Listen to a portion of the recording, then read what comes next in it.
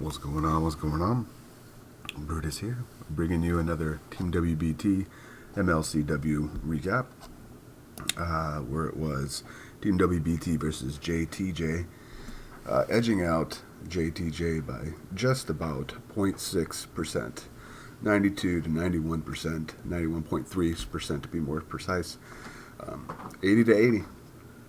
Really a nice war. Went down to the last few attacks. Let's take a look at that right now.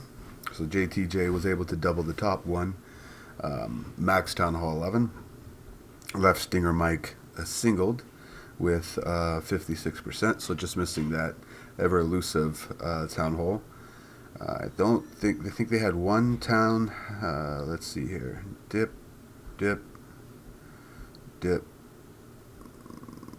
Yep, there was no 10 on 10 threes. At least I don't believe there was, not looking through this. Breakdown was 2 and then 9 and then the rest to fill. This one I think did go to 30. And then Team WBT doubled the top 2. Don't believe there was any clears, 10v10 threes either, but there was a lot of close calls. You can take a look at some of that right there. So the dip percentage, only 25% for Team WBT and 50% for JTJ.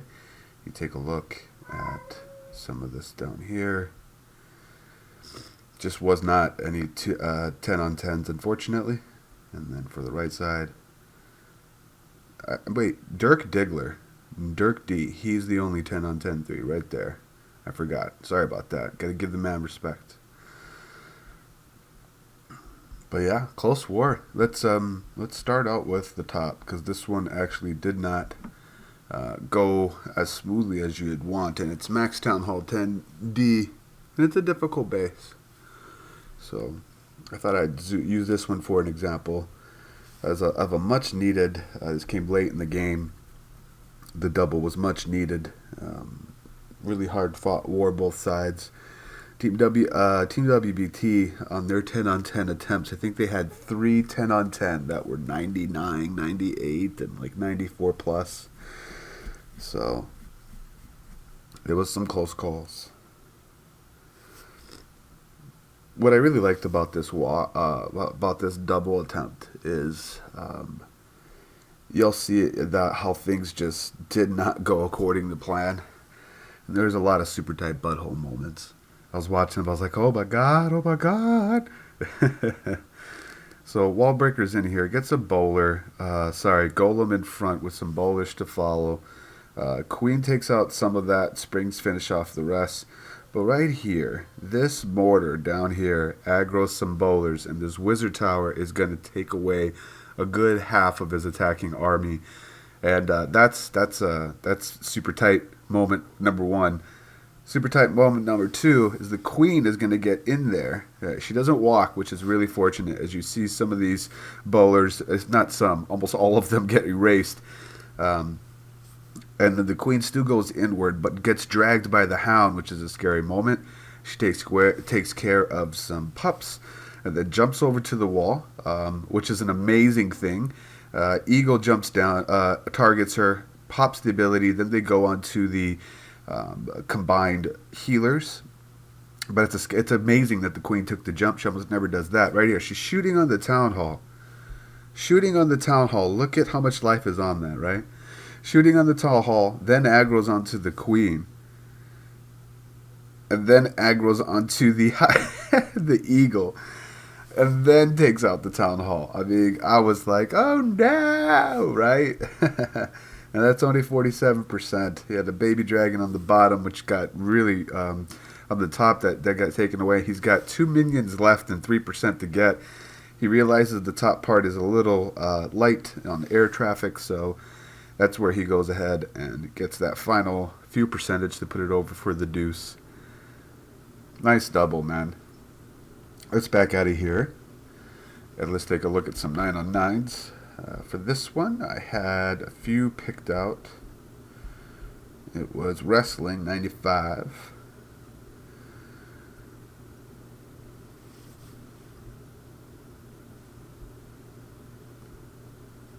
Got a golem on the bottom here. which is aggroed to a cannon, and then the splash damage of the mortar takes care of that, which allows for some easy, cheap funneling behind it. And then the baby dragon takes care of the rest while it dies to an archer tower, not before it takes a super wide funnel away. Then once that gold storage goes down, because it's double wide, the bowlers will reroute to the right, or at least should, as long as that gold storage goes down first.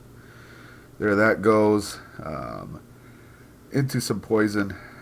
That hut should aggro them, but you never know nowadays. I mean, it is a jump. The queen is allergic to the jump.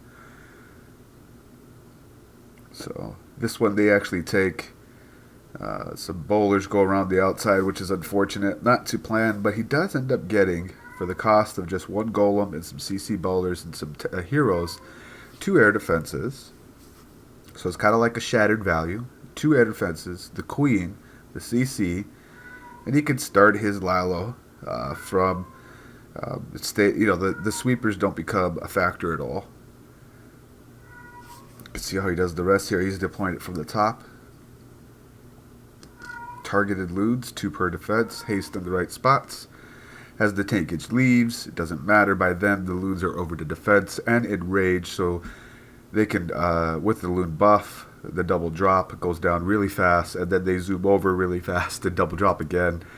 Heal to make sure that it gets sustained back up. Right as the next hound pops, the last one is sitting there. No more haste left, though, but there is a archer tower and Tesla at the top. So they have to double back in order to get that. As you see down here, the final hounds are going to pop right as the loods take out the air defense. Oh, I'm sorry. I thought, there it goes. And now they have to circle back, which is not too bad because there's no air defenses on the bottom. And the pups are slowing down a little bit, controlled by the BK, so they hang back and then also take care of some trash, while the tanks, in a way, loods go back up to take care of the defenses and beat up the queen and takes down the base. We'll go out of here. It's not Joshella. It's not Professor. I think it was Chris. Yeah, it was Chris. This was nice as well. I believe this one was kind of a 60 troop space for the kill squad in terms of takeage and damaging. You know, bringing 6 bowlers over a second golem sometimes feels as if you got more time that a second golem would bring you under with a high queen. But if you don't have too much point defense coming at you and use your high beefy BK to kind of aggro some of that as well, if you put a rage down, your bowler's reach get, so if not more than what a shattered would bring you. And you can see some of that here as one air defense already went down, and the CC's out. Sweeper's going to go down, and he's going to get a second air defense as well, even though the bowlers reroute on him on the bottom. And so it doesn't go according to plan quite as he would like, but he still gets a lot of value from it anyway. And what I really liked about this is why he gets so much value is he's very patient on his Lalo. He just waits to see for some pivotal defenses, aka lewd stopping points, get distracted so that way he knows where to start the ring of his Lalo, being at the 6 o'clock position on that wizard tower, staying completely behind a sweeper the entire time. First AD is double trapped. Excuse me, which is why you always want to send both your hounds to that first AD. The reason why is, look, he only has 1 pup left on the back end.